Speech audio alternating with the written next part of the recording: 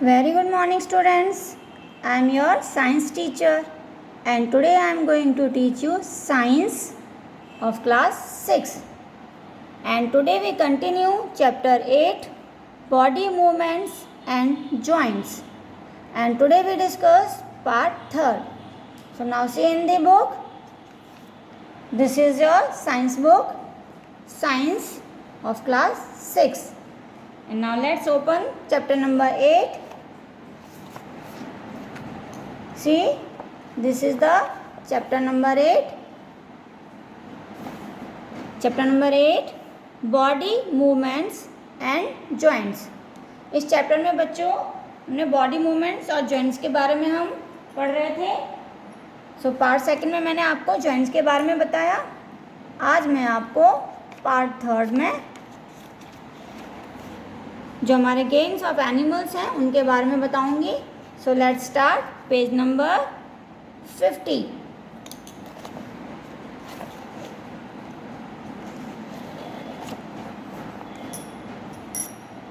Fish.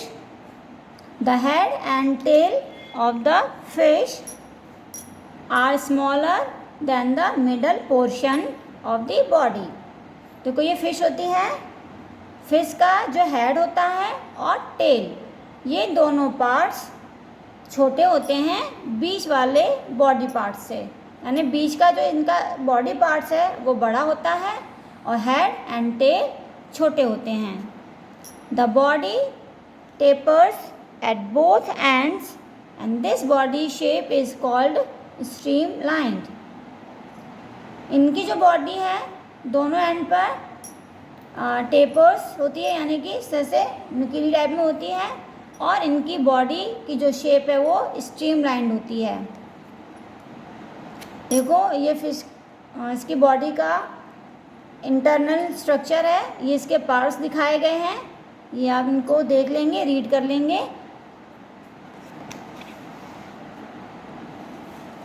The shape of a fish is such that water can flow around it easily and allow the fish to move in water.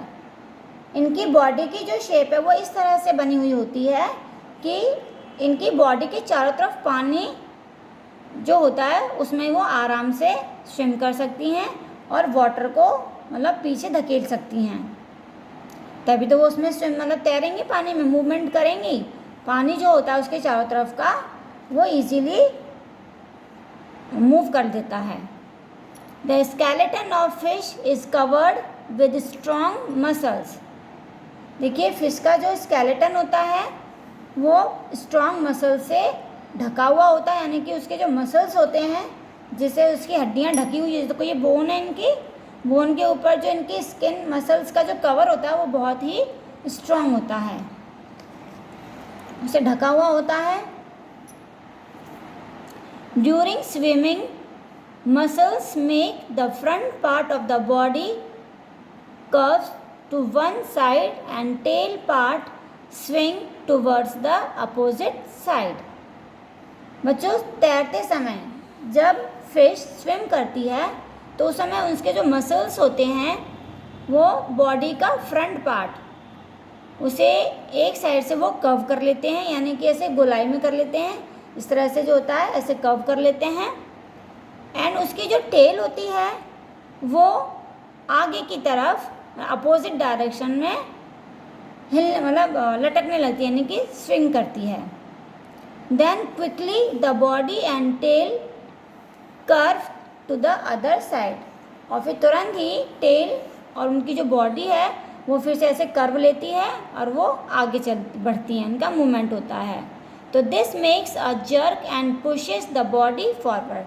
तो इस तरह से उसकी जो tell है वो उसको स्विम करने में आगे की तरफ पुश करने में हेल्प करती है. A series of such jerks make the fish swim ahead. तो इसी तरह से बार बार जब इनका मूवमेंट होता है तो वो फिश को आगे स्विम करने में हेल्प करती है. This is help by the fins of the tell.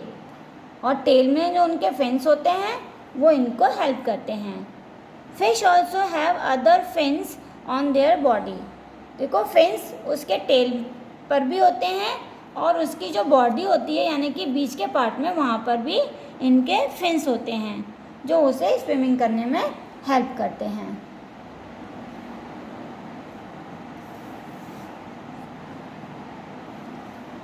Fish also have other fins on their body which mainly have to maintain the balance of the body and to change direction while swimming. जो body पर देखो, यहाँ ये body है, यहाँ पे जो fins होते हैं वो डायरेक्शन चेंज करने में हेल्प करते हैं। स्विमिंग करते समय जब उसे डायरेक्शन चेंज करना होता है तो उस समय ये फिन्स उसकी हेल्प करते हैं। Now next is cockroach. अब हम कॉकरोच के बारे में पढ़ेंगे। See here, this is the picture of cockroach. इस तरह से कॉकरोच था, ये सभी ने देखा होगा घरों में। कभी कभी बहुत ज़्यादा जब नमी वाला टाइम होता है तो ये जो कॉकरोच होते हैं ये नमी के समय ज़्यादा निकलते हैं। तो ये है बच्चों कॉकरोच। इसकी ये मूंछ होती हैं बहुत लंबी लंबी। ये इनके लेग्स होते हैं, 3 पेयर्स लेग्स होते हैं, यानी कि 6 लेग्स होते हैं total legs. Cockroaches walk and climb as well as fly in the air. जो कॉकरोच हैं वो चल सकते हैं, चढ़ सकते हैं और हवा में उड़ भी सकते हैं। आपने देखा होगा ना, घरों में जब कॉकरोच निकलते हैं तो कभी कभी वो धीरे धीरे चलते हैं, कभी वो तेज़ दौड़ते हैं और किसी पर भी चढ़ जाते हैं। वो जैसे दीवार पर चढ़ गए या किसी पाइप के ऊपर चढ़ गए, है ना, यानी वो क्लाइंब भी करते हैं और वो कभी कभी हवा में उड़ते भी हैं। They have 3 pairs of legs. इनके 3 पेयर्स लेग्स होते हैं, यानी कि 2 लेग्स का 1 पेयर होता है, तो ये 2nd पेयर और ये 3rd पेयर, यानी कि उसके 3 पेयर्स होते हैं। The body these help in walking. और ये जो लेग्स होते हैं वो किस में हेल्प करते हैं? जैसे आपके लेग्स आपकी चलने में हेल्प करते हैं, इसी तरह से कॉकरोच के जो लेग्स हैं वो उसको वॉक करने में हेल्प करते हैं। The body is covered with a hard outer skeleton.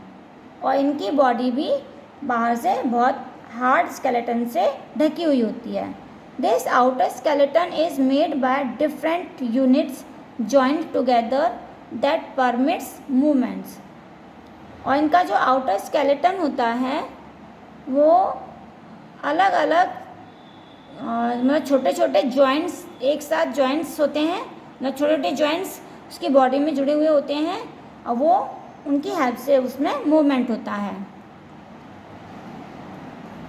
There are 2 pairs of wings. इनके विंग्स होते हैं वो 2 पेयर्स में होते हैं, यानी कि जो पंख होते हैं वो 2 पेयर में होते हैं, यानी कि 4 होते हैं। अगर एक एक गिनेंगे तो 4। अटैच टू दी ब्रेस्ट, उसकी ब्रेस्ट से जुड़े हुए होते हैं। The cockroaches have distinct muscles those near the legs move the legs for walking. अच्छा, कॉकरोच के जो मसल्स होते हैं वो लेग्स जो उनके लेग्स के पास होते हैं उनसे दूर होते हैं। And the legs for walking, और जो लेग्स के पास मसल्स होते हैं वो उसको वॉकिंग करने में हेल्प करते हैं। The breast muscles move the wings when the cockroach fly. और जो ब्रेस्ट से अटैच होते हैं मसल्स वो जब उड़ते हैं उस समय उसकी उड़ने में हेल्प करते हैं, यानी कि फ्लाई करने में हेल्प करते हैं।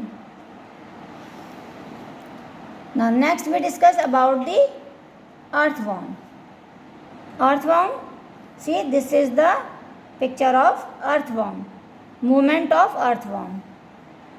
The body of an earthworm is made up of many rings joined end to end. Earthworm की जो बच्चों बॉडी होती है वो छोटे छोटे इस तरह से रिंग्स बने हुए होते हैं और वो स्टार्टिंग से लेकर मतलब 1 एंड से लेकर लास्ट एंड, यानी कि इस एंड से लेकर इस एंड तक ये छोटे छोटे इस तरह से रिंग से मिलकर ये इनकी पूरी बॉडी बनती है। An earthworm does not have bones. Earthworm के अंदर, इसके अंदर कोई बोन नहीं होती। It has muscles. इसमें केवल इसकी बॉडी में सिर्फ मसल्स ही होते हैं। Which help to extend and shorten the body, जो इनकी बॉडी को बड़ा करने में यानी फैलाने में और सिकोड़ने में हेल्प करते हैं। डूरिंग मूवमेंट, मूवमेंट के समय यानी कि चलते समय द अर्थवर्म फर्स्ट एक्सटेंड, पहले अर्थवर्म क्या होता है, ऐसे बड़ा होता है, फिर उसकी बॉडी सिकुड़ती है ऐसे, फिर वो बड़ा होगा, फिर बॉडी सिकुड़ेगी, फिर वो बड़ा होगा ऐसे, इस तरह से। तो during movements the earthworm first extend the front part of the body. अब जैसे मान लीजिए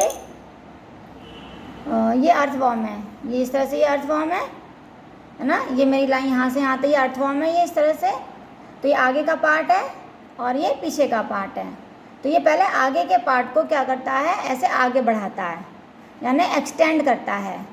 तो ये आगे बढ़ जाएगा ये इस तरह से, and keeping the rear portion fix to the ground, और वो ज़मीन पर इस तरह से फिक्स हो जाता है। Then it fix the front end and release the rear end. तो वो क्या करता है, आगे के पार्ट को वहाँ पे फिक्स करता है और फिर पीछे का जो पार्ट होता है उसे वो आगे की तरफ लाता है। तो यहाँ से यहाँ तक वो आगे आ गया, फिर दोबारा वो आगे के पार्ट को फिर आगे लेकर जाएगा, फिर इसको फिक्स करेगा, फिर ये पार्ट आगे जाएगा। तो इस तरह से वो क्या होगा, ऐसे ऐसे ऐसे ऐसे वो आगे बढ़ता है। It then shortens the body and pulls the rear end forward. तो इस तरह से अर्थवर्म में मूवमेंट होता है। This makes it move forward by a small distance. तो इस तरह से वो थोड़ी थोड़ी जगह को वो कवर करता हुआ आगे बढ़ता है। On repeating such muscles expansion and contraction the earthworm can move through the soil. Its body secrete a slimy substance to have the movement. जब ये बच्चों चलता है, यानी कि इसमें जब मूवमेंट होता है, तो एक स्लिमी सब्सटेंस इनकी बॉडी से निकलता है जो इनको मूव करने में हेल्प करते हैं। The earthworm actually Yeats it's way through the soil. अच्छा बच्चों, अर्थवर्म क्या खाता है, वो अर्थवर्म मिट्टी खाता है। Its body then throws away the undigested part of the material that it's eat। इसलिए उसकी बॉडी से जो वो खाता है, मिट्टी खाता है, तो मिट्टी ही उसकी बॉडी से वो डाइजेस्ट नहीं होती है, यानी कि अनडाइजेस्टेड पार्ट तो मिट्टी ही उसकी बॉडी से बाहर निकलती है। So earthworm makes the soil more useful for plants. इसलिए जो अर्थवर्म होते हैं वो मिट्टी को प्लांट्स के लिए बहुत ज़्यादा यूज़फुल बना देते हैं। Now next is snake. Snakes have a long back bone. Snakes की बच्चों एक लंबी बैकबोन होती है। They have many thin muscles. उसके बहुत ही पतले पतले मसल्स होते हैं। They are connected to each other. वो एक दूसरे से कनेक्ट होते हैं। Even though they are far from one another. जबकि वो एक दूसरे से काफ़ी दूर होते हैं, फिर भी वो एक दूसरे से कनेक्ट होते हैं। Muscles also interconnect the backbone, ribs and skin. और जो मसल्स होते हैं वो बैकबोन, रिब्स और स्किन से इंटरकनेक्ट यानी कि जुड़े हुए होते हैं। ये सभी चीज़ें आपस में कनेक्ट होती हैं।